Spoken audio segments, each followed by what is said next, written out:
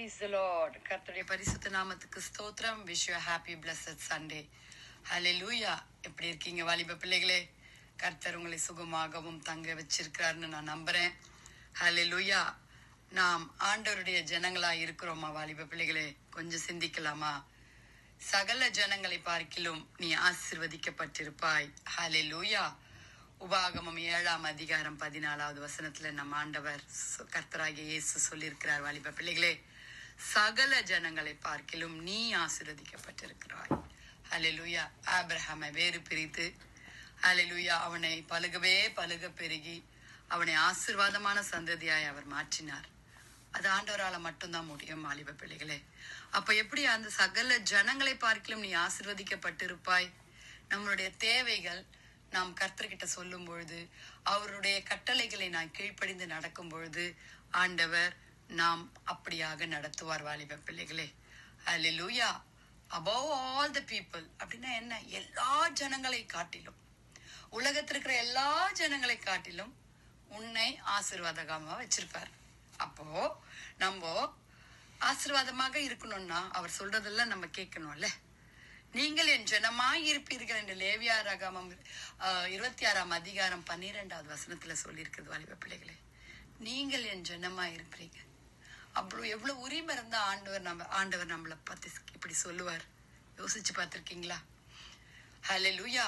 அப்போ அவருடைய நம்ம பீப்புளா, அவருடைய பெலவட் பீப்புளா நம்ம இருக்கணும்னா அவர் சொல்லுற எல்லா விதமான கட்டளைகளையும் நாம் கீழ்ப்படிந்து நடக்க வேண்டும்.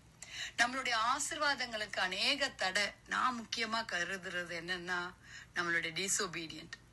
ஆண்டவருக்கு நம்ம கீழ்ப்படியாம என்னென்ன கட்டளைகளை ஆண்டவர் தந்திருக்கிறாரோ, வேதத்தில் உள்ள கட்டளைகளை நாம் பின்பற்றாத நிலைமைகள்னாலதான் நமக்கு ஆசீர்வாதம் கிடைக்கிறது இல்லை.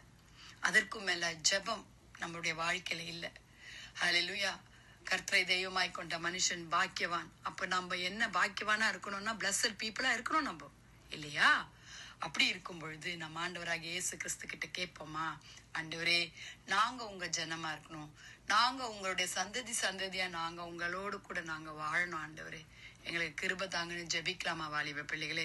துதிகளின் மத்தியில் வாசமா இருக்கிறீங்க பரலோக தேவனே. அப்பா, அருமையான இந்த காலை வேளைக்காய், இந்த பரிசுத்த நாளுக்காக உம்மை ஸ்தோத்திரிக்கிறோம் சுவாமி. சகல ஜனங்களையும் பார்க்கிலும் நீ ஆசீர்வதிக்கப்பட்டிருப்பா என்ற வாக்கு தத்துவத்திற்காக ஸ்தோத்திரம். பூமியின் ஜனங்கள் எல்லாம் உனக்கு பயப்படுவார்கள் என்று உபாகமம் 28ஆம் அதிகாரம் 10வது வசனத்துல சொன்னது போல கர்த்தாவே, நாங்கள் உமக்கு பயந்து உம்முடைய கட்டளைகளுக்கு கீழ்ப்படிந்து நடக்க கிருபை தாங்க. பெருமை ஒன்றும் எங்களுக்கு வேண்டாம் ஆண்டவரே. நாங்க நிற்பது உம்முடைய சுத்த கிருபை. உம்முடைய ஜனங்களை கிருபையினால நீ நடத்துகிறீர், அதற்காக ஸ்தோத்திரம். என் ஜனங்கள் நான் அளிக்கும் நன்மையினால் திருப்தி ஆவார்கள் என்று கர்த்தாவே எரேமியா 31:14 சொன்னது போல அப்பா, நாங்கள் உம்முடைய நன்மைகளை புசித்து வாழ்ந்து சுகித்திருக்க கர்த்தர் உதவி செய்யுங்க. வாலிப பிள்ளைகளை ரட்சித்துக் கொள்ளுங்க, வியாதிஸ்தர்களை சுகப்படுத்துங்க ஆண்டவரே. எக்ஸாம் எழுதுற பிள்ளைகளுக்கு கர்த்தாவே போதுமான கிருபைகள், ஞாபக சக்தி தாங்க ஏசப்பா. எக்ஸாம்ல செமஸ்டர் எக்ஸாம் பாஸ் பண்ற ஆண்டவரே கர்த்தாவே, என்ட்ரன்ஸ் எக்ஸாமுக்கு ஆண்டவரே, போர்டு எக்ஸாமுக்கும் ஆண்டவரே, அநேக விதமான ஆண்டவரே கர்த்தாவே எக்ஸாம்ல பாஸ் பண்ண கர்த்தர் ஒவ்வொரு பிள்ளைகளுக்கு கிருபை தாங்க சுவாமி. உங்களுடைய வருகையை யாவரையும் ஆயத்தப்படுத்துங்க ஆண்டவரே. இன்றைய தினத்துல அப்பா நடக்கிற எல்லா விதமான பரிசுத்த ஆராதனை கர்த்தர் மகிமைப்படுங்க. ஊழியக்காரர்களை எடுத்து பயன்படுத்துங்க ஆண்டவரே. உங்களுடைய கிருபையினால எங்கள் தேசம் உங்களுடைய நன்மையினால சுகித்திருக்க செய்யுங்கப்பா. எங்கள் வீடுகளில் சமாதானம், சந்தோஷம் கிருபையாய் பெருகட்டும் சுவாமி. நீங்க பெருகணும், நாங்க சிறுகணும். இயேசுவின் மூலம் ஜெபம் கேளும் பிதாவே. ஆமேன், ஆமேன். Have a blessed day. Bye.